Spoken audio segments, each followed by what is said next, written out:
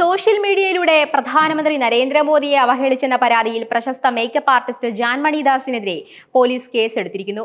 മഹിളാ മോർച്ച സംസ്ഥാന അധ്യക്ഷ നവ്യ ഹരിദാസ് നൽകിയ പരാതിയുടെ അടിസ്ഥാനത്തിലാണ് കോഴിക്കോട് സൈബർ പോലീസ് ഈ നടപടി സ്വീകരിച്ചത്. വിവാദം കത്തിപ്പടർന്നതോടെ തന്റെ പ്രസ്താവനയിൽ പരസ്യമായി ഖേദം പ്രകടിപ്പിച്ച് ജാൻമണി രംഗത്തെത്തിയെങ്കിലും നിയമ നടപടികളുമായി മുന്നോട്ടു പോകാനാണ് പരാതിക്കാരുടെ തീരുമാനം. എന്താണ് യഥാർത്ഥത്തിൽ ഇവിടെ സംഭവിച്ചത്?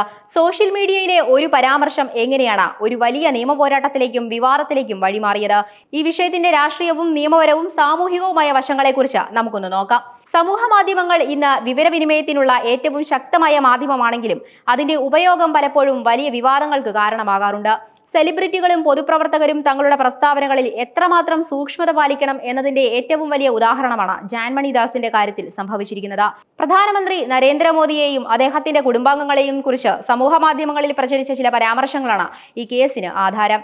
ഒരു മേക്കപ്പ് ആർട്ടിസ്റ്റ് എന്ന നിലയിൽ കേരളത്തിനകത്തും പുറത്തും വലിയൊരു ആരാധക വൃന്ദമുള്ള വ്യക്തിയാണ് ജാൻമണി ദാസ്.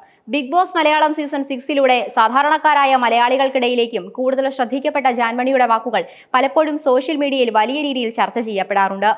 എന്നാൽ അടുത്തിടെ അവർ നടത്തിയ ഒരു പരാമർശം രാജ്യത്തിന്റെ ഭരണാധികാരിയായ പ്രധാനമന്ത്രിയെ വ്യക്തിപരമായി അധിക്ഷേപിക്കുന്നതാണെന്ന് ചൂണ്ടിക്കാട്ടിയാണ് മഹിളാ മോർച്ച സംസ്ഥാന അധ്യക്ഷ നവ്യ ഹരിദാസ് കോഴിക്കോട് സൈബർ പോലീസിൽ പരാതി നൽകിയത്. പരാതിയുടെ ഗൗരവം കണക്കിലെടുത്ത് പ്രാഥമിക അന്വേഷണം നടത്തിയ സൈബർ പോലീസ് ജാൻമണിക്കെതിരെ കേസ് രജിസ്റ്റർ ചെയ്യുകയായിരുന്നു. IT നിയമപ്രകാരവും ഇന്ത്യൻ ശിക്ഷാ നിയമത്തിലെ പ്രസക്തമായ വകുപ്പുകൾ പ്രകാരവുമാണ് കേസ് എടുത്തിട്ടുള്ളതെന്നാണ് ലഭിക്കുന്ന വിവരം. പൊതുസ്ഥലത്തോ ഡിജിറ്റൽ മാധ്യമങ്ങളിലൂടെയോ അപകീർത്തികരമായ പ്രസ്താവനകൾ നടത്തുമ്പോൾ സെലിബ്രിറ്റികളാണെങ്കിലും ആരാണെങ്കിലും എത്രത്തോളം ശ്രദ്ധിക്കണം എന്ന ഓർമ്മപ്പെടുത്തലാണ് ഈ ഒരു വാർത്തയും നടപടിയും. കേസ് രജിസ്റ്റർ ചെയ്യപ്പെടുകയും സമൂഹത്തിൽ വലിയ രീതിയിൽ വിമർശനങ്ങൾ ഉയരുകയും ചെയ്തതോടെ തന്റെ ഭാഗത്തു നിന്നുണ്ടായ വീഴ്ച മനസ്സിലാക്കി ജാൻമണി ദാസ് പരസ്യമായി രംഗത്ത് വന്നു. തന്റെ ഔദ്യോഗിക ഇൻസ്റ്റഗ്രാമിലൂടെ പങ്കുവച്ച വീഡിയോയിലൂടെയാണ് അവർ ഖേദം പ്രകടിപ്പിച്ചത്. ആരെയും വേദനിപ്പിക്കാൻ വേണ്ടിയല്ല പറഞ്ഞത്, പരസ്യമായി ക്ഷമ ചോദിക്കണമെന്ന ആഗ്രഹമുണ്ട്. പ്രധാനമന്ത്രിയുടെ അമ്മയെക്കുറിച്ചല്ല പറഞ്ഞത്. കണ്ടന്റുമായി ബന്ധപ്പെട്ട ഒരു ചോദ്യം ചോദിക്കുക മാത്രമാണ് ചെയ്തത്, അല്ലാതെ മോദിജിയെ കുറിച്ചല്ല. ചിലപ്പോൾ ഞാൻ മലയാളം പറയുന്നത് ശരിയാകാത്തതാകും, കാരണം ആരെയും വേദനിപ്പിക്കണമെന്ന് ഒരിക്കലും ചിന്തിച്ചിട്ടില്ല. എന്റെ ഭാഗത്തു നിന്ന് തെറ്റുപറ്റിയിട്ടുണ്ടെങ്കിൽ വളരെയധികം ക്ഷമ ചോദിക്കുന്നു. പരസ്യമായി ക്ഷമ ചോദിക്കണമെന്ന് ആഗ്രഹമുണ്ട്. ഒരു ചെറിയ കുട്ടിയാണെന്ന് വിചാരിച്ച് ക്ഷമിക്കണം. അതിൽ കൂടുതൽ പറയാൻ ഒന്നുമില്ല. ഗൂഗിളിൽ പോയി സെർച്ച് ചെയ്തപ്പോൾ ഞാൻ പറഞ്ഞ കാര്യം തെറ്റാണെന്ന് മനസ്സിലായി. ഒരു പ്രസ്താവന നടത്തുന്നതിന് മുൻപ് ഞാൻ ചെക്ക് ചെയ്യണമായിരുന്നു. വളരെ വിഷമമുള്ളതിനാലാണ് വൈകിയാണെങ്കിലും വീഡിയോ ഇടാൻ തീരുമാനിച്ചത്. ഇതാണ് ജാൻമണിയുടെ പ്രതികരണം. ഈ ഖേദപ്രകടനവും സോഷ്യൽ മീഡിയയിൽ മിനിറ്റുകൾക്കകം വൈറലായി മാറി. തനിക്ക് മലയാള ഭാഷയിലുള്ള പരിമിതിയാണ് അബദ്ധങ്ങൾ സംഭവിക്കാൻ കാരണമെന്നും ആരെയും മനഃപൂർവ്വം വേദനിപ്പിച്ചിട്ടില്ലെന്നും ജാൻമണി ആവർത്തിച്ച് വ്യക്തമാക്കുന്നുണ്ട്. ഗൂഗിളിൽ പരിധി നോക്കിയപ്പോഴാണ് താൻ പറഞ്ഞ കാര്യത്തിലെ വസ്തുതാപരമായ പിഴവ് തനിക്ക് ബോധ്യപ്പെട്ടതെന്നും അവർ തുറന്നു പറയുന്നു. ഈ വിഷയത്തിൽ നിയമപരമായി കാര്യങ്ങൾ എങ്ങോട്ടാണ് നീങ്ങുന്നത് എന്ന് നോക്കിയാൽ ജാൻമണി ദാസ് പരസ്യമായി മാപ്പ് ചോദിച്ചെങ്കിലും ഒരു കുറ്റകൃത്യം രജിസ്റ്റർ ചെയ്തു കഴിഞ്ഞാൽ കേസ് പിൻവലിക്കുന്നതിനുള്ള നടപടിക്രമങ്ങൾ അത്ര എളുപ്പമല്ല. രാഷ്ട്രീയ രംഗത്തും ഈ വിഷയം വലിയ ചർച്ചയായിരിക്കുകയാണ്. ഭരണാധികാരികളെ വിമർശിക്കാനുള്ള സ്വാതന്ത്ര്യം ജാതിമത ലിംഗഭേദമന്യേ എല്ലാവർക്കും ഉണ്ടെന്ന വാദം ഒരു ഭാഗത്ത് ഉയരുമ്പോൾ തന്നെ വ്യാജ വാർത്തകളും അധിക്ഷേപകരമായ പരാമർശങ്ങളും ജനപ്രതിനിധികൾക്കു നേരെ നടത്തുന്നതിനെതിരെ കർശന നിയമ നടപടി വേണമെന്നാണ് മഹിളാ മോർച്ച ഉൾപ്പെടെയുള്ള സംഘടനകളുടെ നിലപാട്. വിശേഷിച്ചും രാജ്യത്തിന്റെ പ്രധാനമന്ത്രിക്കെതിരെ പൊതുവിടങ്ങളിൽ സംസാരിക്കുമ്പോൾ പാലിക്കേണ്ട മര്യാദകളെക്കുറിച്ചും പ്രോട്ടോകോളുകളെക്കുറിച്ചുമുള്ള ബോധവൽക്കരണം സമൂഹത്തിന് നൽകേണ്ടതുണ്ട് എന്നാണ് അവർ വാദിക്കുന്നത്.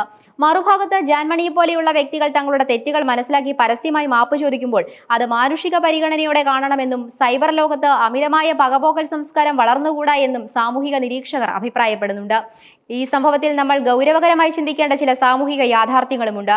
ഇൻഫ്ലുവൻസർമാർ, മേക്കപ്പ് ആർട്ടിസ്റ്റുകൾ, സിനിമ സീരിയൽ താരങ്ങൾ തുടങ്ങിയവർക്ക് സമൂഹത്തിൽ വലിയൊരു സ്വാധീനമുണ്ട്. ലക്ഷക്കണക്കിന് ആളുകളാണ് ഇവരെ സോഷ്യൽ മീഡിയയിലൂടെ പിന്തുടരുന്നത്. അതിനാൽ തന്നെ ഇവർ പറയുന്ന ഓരോ വാക്കിനും വലിയ വിലയുണ്ട്. ഏതെങ്കിലും ഒരു വിഷയത്തിൽ ആഴത്തിലുള്ള അറിവില്ലാതെ കേട്ടുകേൾവിയുടെയോ തെറ്റായ വിവരങ്ങളുടെയോ അടിസ്ഥാനത്തിൽ പൊതുവിടങ്ങളിൽ പ്രസ്താവനകൾ നടത്തുമ്പോൾ അത് വലിയ പ്രത്യാഘാതങ്ങൾ ഉണ്ടാക്കും. ജാൻമണിയുടെ കാര്യമെടുത്താൽ തനിക്ക് മലയാള ഭാഷയിലുള്ള ബുദ്ധിമുട്ടാണ് കാരണമെന്ന് അവർ തന്നെ സമ്മതിക്കുന്നുണ്ട്. എന്നാൽ ഒരു പ്രസ്താവന നടത്തുന്നതിന് മുൻപ് അതിന്റെ വസ്തുതകൾ എന്താണെന്ന് പരിശോധിക്കേണ്ട ബാധ്യത പൊതുസമൂഹത്തിൽ ജീവിക്കുന്ന ഒരു വ്യക്തിക്കുണ്ട്. ചെറിയ കുട്ടിയാണെന്ന് കരുതി ക്ഷമിക്കണം എന്ന ജാൻമണിയുടെ അപേക്ഷ വൈകാരികമായ ആളുകളെ സ്പർശിച്ചേക്കാം. പക്ഷെ നിയമത്തിന്റെ കണ്ണിൽ പ്രായമോ സെലിബ്രിറ്റി പദവിയോ മാത്രം നോക്കിയല്ല കുറ്റകൃത്യങ്ങൾ വിലയിരുത്തപ്പെടുന്നത്. കേസ് രജിസ്റ്റർ ചെയ്ത കോഴിക്കോട് സൈബർ പോലീസ് ഇനി തുടർ നടപടികളിലേക്ക് കടക്കും. ജാൻമണിയെ ചോദ്യം ചെയ്യാനായി വിളിപ്പിക്കാനോ മറ്റ് നിയമപരമായ നടപടികൾ സ്വീകരിക്കുവാനോ സാധ്യതയുണ്ട്. മാപ്പ് ചോദിച്ചതുകൊണ്ട് മാത്രം നിയമ നടപടികൾ അവസാനിക്കുമോ അതോ കേസ് കോടതിയിലേക്ക് പോകുമോ എന്നത് വരും ദിവസങ്ങളിൽ മാത്രമേ വ്യക്തമാകൂ. സമൂഹ മാധ്യമങ്ങൾ കൈകാര്യം ചെയ്യുമ്പോൾ ഓരോ പൗരനും എത്രത്തോളം ജാഗ്രത വേണം എന്നതിനെ എന്നതിന്റെ മറ്റൊരു ഓർമ്മപ്പെടുത്തലായി മാറുകയാണ് ഈ സംഭവം. വിദ്വേഷ പ്രചാരണങ്ങൾക്കോ വ്യക്തിപരമായ അധിക്ഷേപങ്ങൾക്കോ എതിരെ നിയമം കർശനമായി നടപ്പിലാക്കുമ്പോൾ തന്നെ അഭിപ്രായ സ്വാതന്ത്ര്യത്തിന്റെ അതിരുകളെക്കുറിച്ചുള്ള ആരോഗ്യകരമായ ചർച്ചകളിലേക്കും ഈ വിവാദം വഴി തുറക്കുന്നു. എന്തും വിളിച്ചു പറയാനുള്ള ഇടമായിട്ട് മാറരുത് സോഷ്യൽ മീഡിയ.